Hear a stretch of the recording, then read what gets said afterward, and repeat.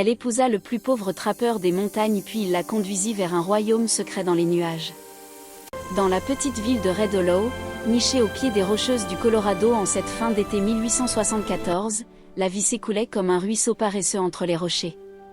Les mineurs rentraient noircis d'éclin, les cow-boys buvaient leur paix au saloon de chez Widow Malone, et les commères, assises sur les porches, commentaient chaque nouveau visage ou chaque nouvelle rumeur.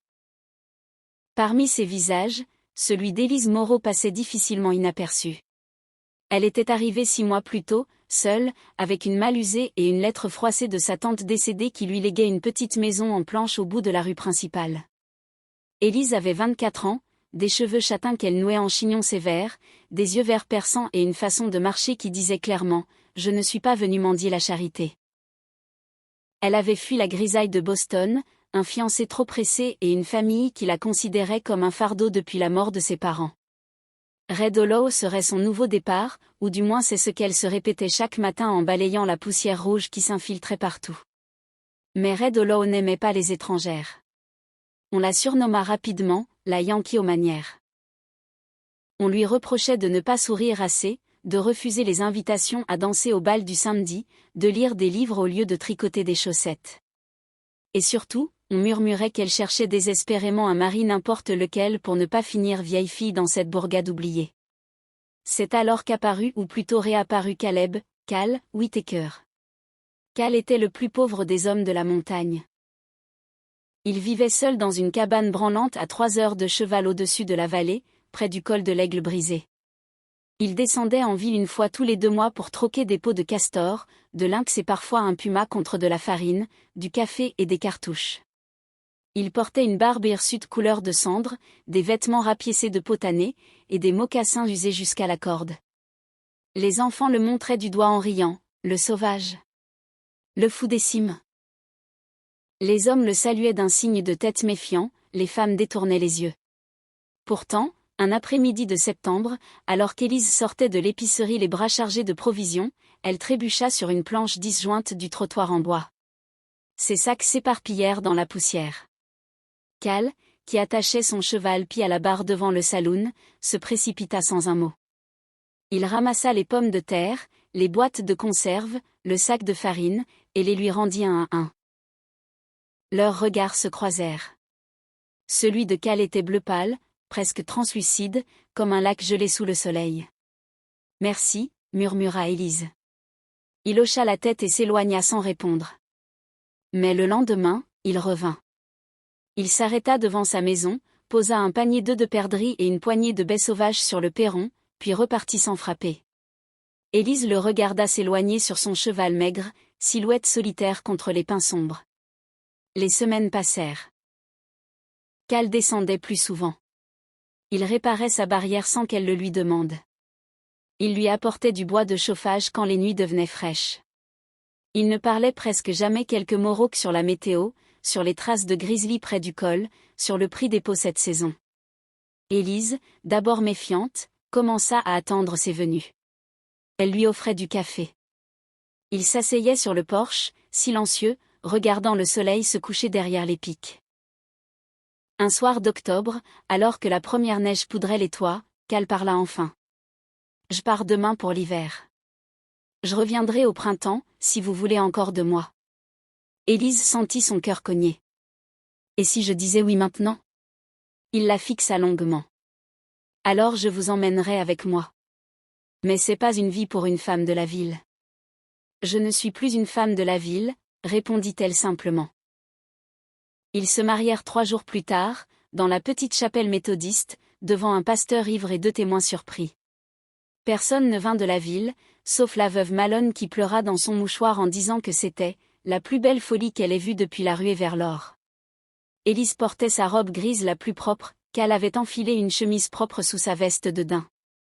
Ils échangèrent des anneaux taillés dans du bois de serre. Puis ils partirent. La montée fut rude. Le cheval de bâtiment portait leurs maigres affaires, Cal marchait devant, tenant la bride, Élise derrière sur la vieille jument.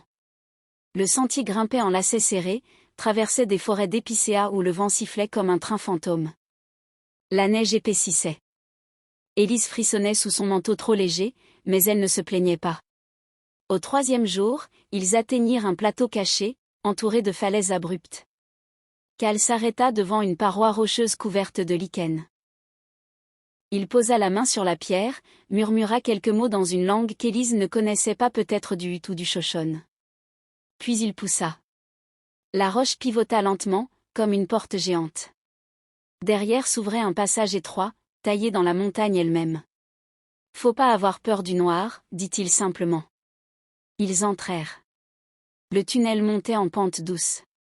Après une demi-heure de marche à la lueur d'une torche, l'air changea. Il devint plus chaud, chargé d'une odeur minérale et florale. Le passage déboucha soudain sur une vaste caverne illuminée par des veines de quartz luminescent qui couraient dans les parois comme des rivières de lumière pâle. Et là, au centre, s'étendait une vallée suspendue. Des cascades tombaient des hauteurs invisibles, formant des brumes qui flottaient comme des nuages emprisonnés. Des prairies d'un vert irréel couvraient le sol, des pins tordus poussaient sur les pentes. Au loin, des maisons basses en pierre et en bois se nichaient contre les falaises, reliées par des ponts de cordes et des sentiers pavés. Des silhouettes minuscules allaient et venaient. Des troupeaux de chèvres aux cornes torsadées paissaient paisiblement. Élise resta bouche bée. « C'est, quoi, cet endroit ?» On l'appelle Eyana. Le royaume des nuages. Mes ancêtres l'ont trouvé il y a plus de 200 ans. Une tribu Hutt, chassée par les guerres, s'est réfugiée ici. Puis des trappeurs français sont arrivés, fuyant les dettes ou la loi. Ils se sont mélangés. Personne n'est jamais redescendu pour raconter. Et toi? Ma mère était Hutt. Mon père, un Canadien français qui chassait le castor. Je suis né ici. Je suis descendu à Red Hollow pour vendre les peaux, et pour voir si le monde d'en bas valait la peine. Il valait pas. Ils descendirent vers le village. Les habitants les accueillirent sans surprise. Une vieille femme aux cheveux blancs tressés de plumes s'approcha, posa les mains sur les joues d'Élise et murmura en français ancien. « Sois la bienvenue, fille du vent d'en bas. » Il y avait une centaine d'âmes à Eyana. Des enfants aux yeux clairs couraient pieds nus. Des femmes tissaient des couvertures aux motifs géométriques.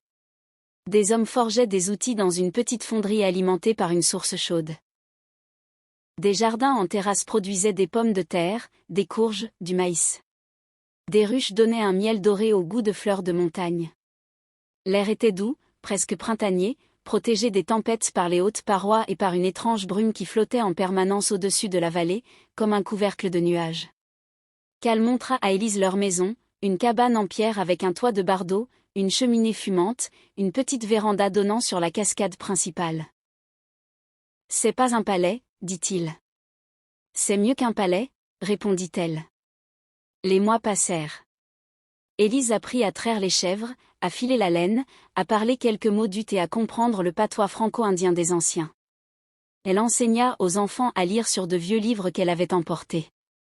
Elle soigna les malades avec les herbes que lui montraient les femmes. Elle tomba amoureuse de ce lieu impossible, suspendu entre terre et ciel.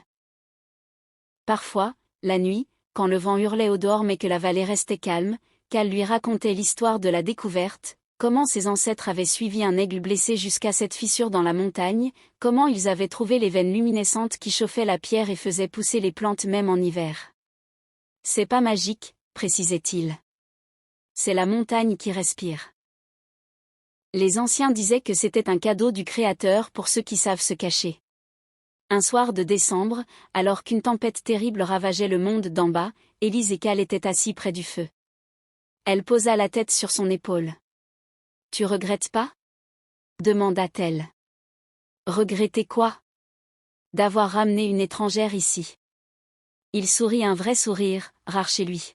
« J'ai ramené ma maison avec moi. » Dehors, la neige tombait en silence sur les nuages qui enveloppaient Eyana.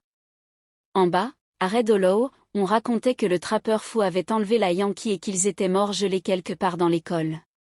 Personne ne savait qu'ils vivaient, heureux, dans un royaume secret où le temps semblait s'être arrêté. Et parfois, quand le vent soufflait juste comme il fallait, on pouvait entendre, très loin, très haut, le rire d'une femme et le murmure grave d'un homme qui, enfin, n'avait plus besoin de fuir.